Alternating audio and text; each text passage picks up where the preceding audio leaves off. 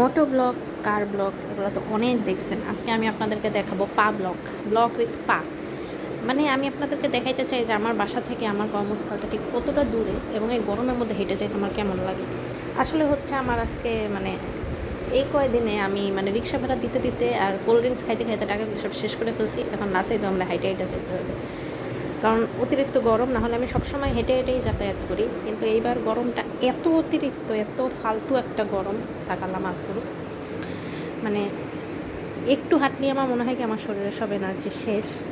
তো আমি হচ্ছে যে পুরোপুরি সম্পূর্ণ ভিডিও করতে পারি নাই। আমার ইচ্ছা ছিল আমি সম্পূর্ণ ভিডিও করব, মানে যতক্ষণ লাগে, যে আমার পুরো 25 মিনিট লাগে হেঁটে যাইতে, সেটা আমি ভিডিও করে পরে হচ্ছে সেটা ছোট করে তারপরে ভয়েস ওভার দিব, কিন্তু আমি সেটা পারি নাই করতে। কারণ এত অতিরিক্ত ঘাম হইতেছিল আর এত অসহ্য লাগতেছিল মোবাইলটা হাতে নিয়ে হাঁটার জন্য, এর জন্য হচ্ছে আর হয়ে ওঠে নাই।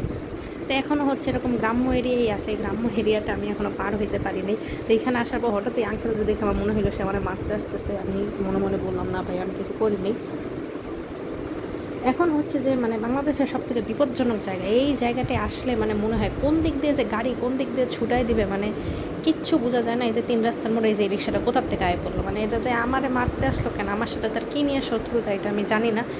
তো তারপরে হচ্ছে এই যে এই রাস্তাটা পার হওয়া মানে হচ্ছে একটা মানে জীবন হাতে নিয়ে পার হওয়া। তারপরে আমি ট্রাকের মাঝখান দিয়ে ঢুকে গেছি আর ট্রাকওয়ালারে কইতাছি, ভাই প্লিজ প্লিজ প্লিজ না আইসেন না, আমি যাইলেই তারপর আপনি আইসেন, এখনও বিয়ের সাথে কিছু করিনি।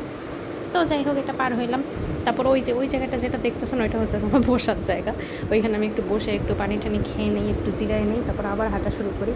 তো যেটা হয়েছে, আজকে কোনো একটা সরকারি চাকরির পরীক্ষা আছে, যার জন্য হচ্ছে রাস্তায় শুধু মানুষ আর মানুষের জন্য আমি পুরো রাস্তার ভিডিওটা করতে পারিনি।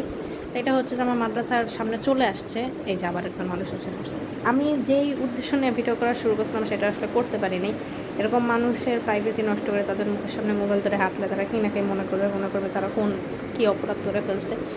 কিন্তু যাই হোক, এই যে মানে যতটুকু পারছি ততটুকু দেখাইলাম আর কি। আর সবাই গরমে ব্যাগের ভিতর পানির বোতল আর ফ্যান নিয়ে হাঁটবেন, সরি ছোটো পাখা। রাস্তার মধ্যে গরম লাগবে আর নিজেরা বাতাস করবেন। আমি বলি না, এটা একজন বলছে, আপনাদের উচিত তার কথা মানা।